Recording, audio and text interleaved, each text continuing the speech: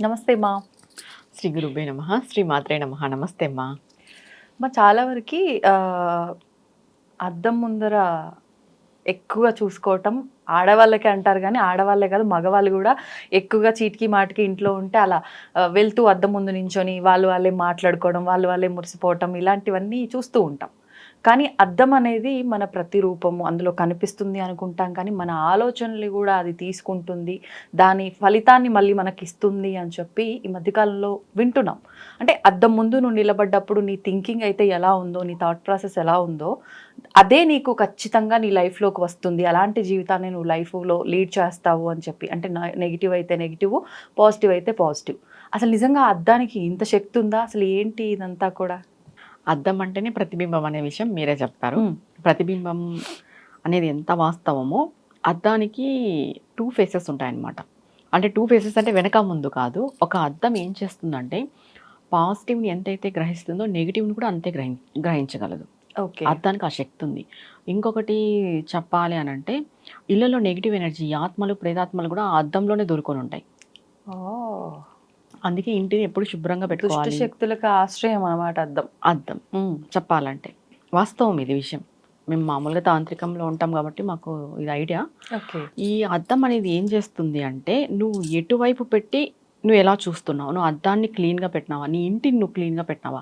ఇండ్లు క్లీన్‌గా లేనప్పుడు, హ్మ్. శుచిగా లేనప్పుడు, ఖచ్చితంగా నెగెటివ్ ఎనర్జీ ఏ ప్లేస్‌లో ఉంటుందంటే అద్దంలోనే ఉంటుంది. ఇది వాస్తవం. అందుకే మనం శుచి, శుభ్రత ఖచ్చితంగా పాటించాలి. క్లీన్‌గా ఉండాలి. ఈ హ్మ్. హౌస్ కూడా క్లీన్‌గా ఉండాలి. ఏదైనా కూడా క్లీన్ అంటే అక్కడ ఒక పాజిటివిటీ ఉంటుంది. అక్కడ ఒక మనశ్శాంతినిచ్చే వాతావరణం ఉంటుంది. ఇవన్నీ ఉంటాయి క్లీన్‌లో. ఇప్పుడు మీరన్నట్టుగా అద్దం ముందు నిలబడి ఒక మనిషి ఏదైనా కోరుకుంటే జరుగుతుందా అంటే జరుగుతుంది. హ్మ్. వాస్తవం ఇది. కానీ నువ్వు ఈరోజు పొద్దున అనుకోని ఈవినింగ్ కల్లా జరగాలంటే జరగదు. ఏదైనా కూడా మనం ఒక సాధన లాగానే చేయాలి. హ్మ్. ఇప్పుడన్నట్టుగా ఇప్పుడు వచ్చాయి చూడు అఫర్మేషన్స్ అంటాం అవును. దాన్ని. ఇప్పుడు నువ్వు ప్రతిరోజు ఒక విషయాన్ని నువ్వు అద్దం ముందు నిలబడి చెప్పుకున్నావు అంటే, అది జరుగుతుంది రానున్న కాలంలో. హుహు. దాన్ని మనం ఇంగ్లీష్‌లో అఫర్మేషన్ అంటాం. తెలుగులో మన గ్రాంథిక భాషలో సాధన అంటాం చెప్పాలంటే. ఓకే. ఇప్పుడు అద్దం అనేది నెగెటివ్ ఎనర్జీ కూడా ఉంటుంది అని మనం చెప్పాం కదా! హ్మ్. ఇల్లంతా మనం గలీజ్‌గా పెట్టేసుకొని, మన ఆలోచనలన్నీ గలీజ్‌గా పెట్టేసుకున్నప్పుడు, మన మైండ్ సెట్ సరిగ్గా లేనప్పుడు, మనం అద్దం ముందు నిలబడినప్పుడు, మనలో ఉన్న నెగెటివిటీ అద్దంలోకెళ్ళి తిరిగి మనల్ని రిఫ్లెక్ట్ అయ్యేలాగా చేస్తుంది. ఓకే. తర్వాత ఇంట్లో ఉన్న దుష్టశక్తి కూడా అద్దంలోనే ఉంటుందని నేను చెప్పాను కదా! అవును. ఆ అద్దంలో చేరుకున్న దుష్టశక్తి కూడా మనల్ని ఇది చేస్తుంది. అంటే మనల్ని క్షీణించేలాగా చేస్తుంది. ఓహ్! మనం క్షీణించకున్నట్టు అందుకే దీక్షల్లో ఉన్నప్పుడు అద్దాల్లో చూసుకోకూడదు అంటారు. మామూలుగా హ్మ్. సాధన పరులు దీక్షల్లో ఉన్నప్పుడు కొంతమంది వాళ్ళకి నెగెటివ్ ఎనర్జీ ఎక్కువ ఆహ్, ఆవాహన అవును. అవుతుంటుందనమాట. ఈ అమావాస్య, పౌర్ణమి టైంలో కూడా కొంతమందికి నెగెటివ్‌గా ప్రవర్తిస్తుంటారు. హ్మ్. అట్లాంటి వాళ్ళు కూడా అమావాస్య, పౌర్ణముల్లో మీరు అద్దంలో చూసుకోవద్దని కొంతమందికి చెప్తుంటారు. ఓహోహో! చెప్పాలంటే. అద్దము అనేది ఏంటి అనంటే, మనకి పాజిటివ్‌ని ఎంత ఇస్తుందో, నెగెటివ్‌ని కూడా అంతే ఇస్తుంది. హ్మ్. అంటే ఇక్కడ మనం ఎలా ఉంటే అద్దం అలా ఉంటుంది. ఓకే. నువ్వు పాజిటివ్‌గా ఆలోచించి అద్దం ముందు నిలబడితే, నువ్వు నీ ఇంటినంతా క్లీన్‌గా పెట్టుకొని, నీ మనసునంతా క్లీన్‌గా పెట్టుకొని, నీ మనస్సులో దేవత యొక్క శక్తిని నింపుకొని, నువ్వు అద్దం ముందు నిలబడితే, ఆ హ్మ్. అద్దంలో కూడా దేవతా శక్తే కనిపిస్తుంది. ఓకే. ఓకే. నీ మైండ్ సరిగ్గా లేకోకున్నట్టు నువ్వు నెగెటివ్‌గా ఆలోచన చేస్తూ నువ్వు అద్దం ముందు నిలబడితే, ఆ అద్దం కూడా రిఫ్లెక్షన్ ఏమిస్తుందంటే నెగెటివ్‌నే ఇస్తుంది. ఇక్కడ నీలో ఉన్న నెగెటివ్, అద్దంలో ఉన్న నెగెటివ్ 2 ఎక్కువైపోయినప్పుడు హ్మ్. 2 కలిసిపోయినప్పుడు ఏమైతుందంటే ఇంకా ఎక్కువ నెగెటివ్ వస్తుంది. ఓకే. ఓకే. ఎందుకంటే ఆ అద్దం అనేదాన్ని మనం ప్రతిబింబము అంటున్నాం. అంటే నువ్వు ఎలా ఉంటావో అద్దంలో అలానే నీ బింబం అలానే ఉంటుంది. హ్మ్. హ్మ్. ఇప్పుడు అక్కడ అద్దంలో కనిపించేటప్పుడు అక్కడ ఒక పాజిటివ్ ఎనర్జీ, నెగెటివ్ ఎనర్జీ ఉంటుంది గదా! అవును. ఇక్కడ ఒక పాజిటివ్ ఎనర్జీ, నెగెటివ్ ఎనర్జీ ఉంటుంది గదా! చూసుకునే వాళ్ళలోను. అవును. ఇవి రెండింతలుగా అయితాయి. అందుకే పాజిటివ్‌గా ఉండాలి. మన ఆలోచన మంచిగా ఉండాలి. మన మనస్తత్వం మంచిగా ఉండాలని ఎందుకు చెప్తారు అంటే, హ్మ్. ఉదయం లేసినప్పటి నుండి మనం ఏదో పనుల్లో ఉంటాము. ఫస్ట్ లేసిన తర్వాత రెడీ అయ్యే మనం ఏవైనా పనులు చేసుకుంటుంటాం హ్మ్. కాబట్టి, ఫస్టు ఇంకొకటి సాధకులకైతే అద్దమే చూడమని చెప్తారు లేసిన తర్వాత. హ్మ్. ఈ మంత్రోపదేశం సాధనా పరులు అద్దం జూసుకోవాలి. ఉదయం లేసిన తర్వాత ఎవ్వరి మొఖం జుడుకోకున్నట్టు ఎళ్లి వాళ్ళని జూసుకోవాలి అని జెప్తారు. ఎందుకంటే మంచిగా సాధన చేసి కొన్నేండ్లు సాధన చేసినప్పుడు వాళ్ళు కనపడుకోకున్నట్టు వాళ్ళు ఏ దేవత ఆరాధన చేస్తున్నారో వాళ్ళు కనిపిస్తారు అద్దంలో. ఓహ్! ఇది వాస్తవం. మీకెప్పుడైనా ఎక్స్‌పీరియన్స్ అయిందా? చాలా సార్లు. హ్మ్. ఇంకొకటి అమ్మాయిలకి నేను జెప్పే రెమెడీ ఏంటంటే, ఈ అద్దం జూసుకొని రెడీ అయ్యేటప్పుడు ఏదైనా ఒక అమ్మవారి ఒక నామాన్ని అనుకుంటూ మీరు అలంకరించుకోండి. మీలో ఖచ్చితంగా దైవిక శక్తి అనేది వస్తుంది. దైవిక శక్తి అనంటే మీకేదో అదేంది దివ్య దృష్టి వచ్చేసి మీరేదో అన్నీ చెప్పేస్తారు. బాడీలోకి అమ్మవారు అలా కాదు. మిమ్మల్ని చూస్తేనే ఒక పాజిటివిటీ, మిమ్మల్ని చూస్తేనే ఒక లక్ష్మీ కళలాగా కనిపిస్తారు. ప్రతి ఒక్కరు కూడా ఈ రోజు ఈ వీడియో చూసిన తర్వాత నుండి మీరు అలంకరించుకునేటప్పుడు ఏదో ఒక అమ్మవారి నామం, ఇప్పుడు శ్రీమాత్రే నమః అన్న అనుకోండి, లేదు అనంటే మహాలక్ష్మి నమః అన్న అనుకోండి, లేకంటే మనకి అశ్విని దేవతలు అందాన్ని ప్రసాదిస్తారు అంటారు. ఈ అశ్విని దేవతలు అంటే అశ్విని దేవతాయ నమః అన్న అనుకోండి. అలంకరించుకునేటప్పుడు కంపల్సరీ మనం ఏదో గొడవ పడుకుంటూ ఎవరిపైన అరుచుకుంటూ చిరాకుగా అలంకరించుకుంటే మీ ముఖం కూడా చిరాకుగానే ఉంటుంది. వాస్తవం ఇది. అంటే మనలో నెగిటివ్ ఎనర్జీ అనేది ఆటోమేటిక్గా వస్తుంది.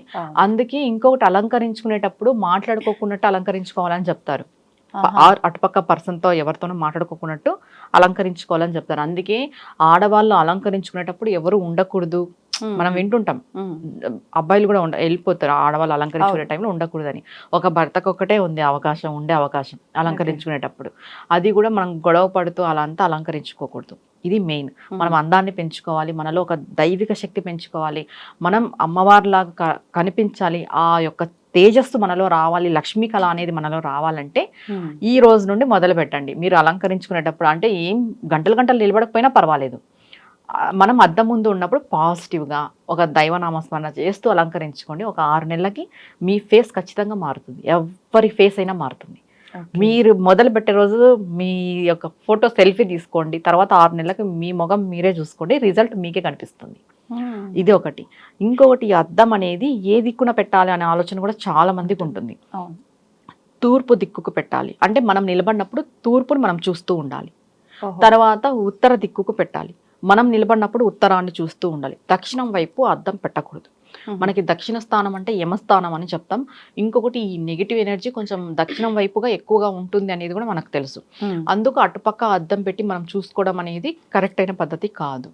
ఆ దిక్కు పడమర దక్షిణ కొంచెం నిషేధం. పడమర ఒక 50% పెట్టుకోవచ్చు, తూర్పుకి ఉత్తరంకి 100కి 100% పెట్టుకోవచ్చు, చాలా మంచిది. ఇంకొకటి, మీరు జీవితంలో ఎదగాలి అనుకుంటే, అంటే చాలా మంది బాగా ఇబ్బందుల్లో పడిపోయి ఉంటారు, మాకు ఎటువంటి దారి దొరకట్లేదు అనేవాళ్ళు ప్రతి ఒక్కరు, అంటే అమ్మాయిలు కానీ అబ్బాయిలు కానీ గృహస్థులు కానీ గృహిణి కానీ ఎవరైనా కానీ ఏం చేయాలంటే అద్దం ముందు నిలబడి మీరు ఏ గోల్ అయితే మీరు రీచ్ అవ్వాలనుకుంటున్నారో ప్రతిరోజు ఆ గోల్ నేను రీచ్ అవుతానని అద్దం ముందు నిలబడి చెప్పుకోండి.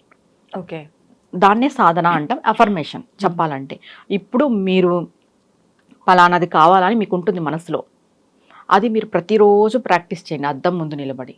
చెప్పాలంటే చాలా మంది ఇలా అద్దం ముందు నిలబడి ప్రాక్టీస్ చేసి ఇప్పుడు ఎంతో స్థాయిలో ఉన్న వాళ్ళు కూడా ఉన్నారు.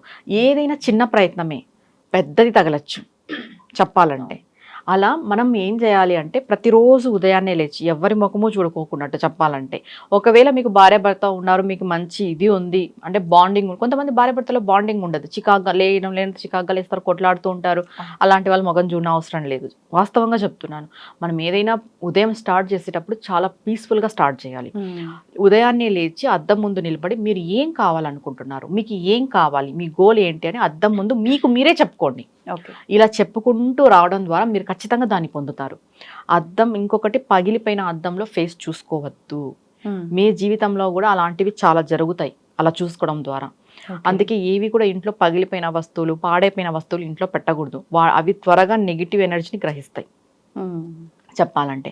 అద్దం ఎందుకు నెగిటివ్ని గ్రహిస్తుంది, పాజిటివ్ని గ్రహిస్తుంది అంటే మీకు తెలుసో లేదో ఈ విషయం. ఇది ఏంటంటే, అమ్మవారు కానీ అయ్యవార్లను కానీ మనము విగ్రహ ప్రతిష్టాపన చేస్తుంటాం.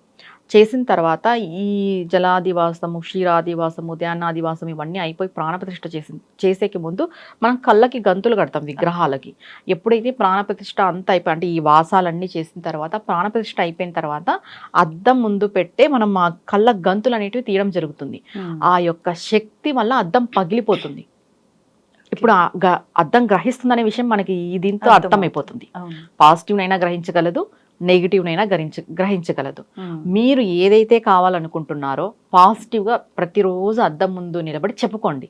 ఖచ్చితంగా 6 months 1 yearలో మీరే మీ లైఫ్లో చేంజ్ చూస్తారు.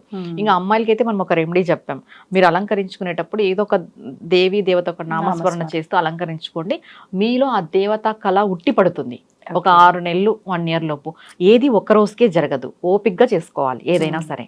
ఓకే, ఇది అందరూ ఆచరిస్తారైతే. అందరికీ బ్యూటీ మీద కాన్షియస్ ఎక్కువనే ఉంటది కాబట్టి మంచి రెమెడీనే అవును. చెప్పారు. సంతోషం, ధన్యవాదాలు. నమస్తే మా.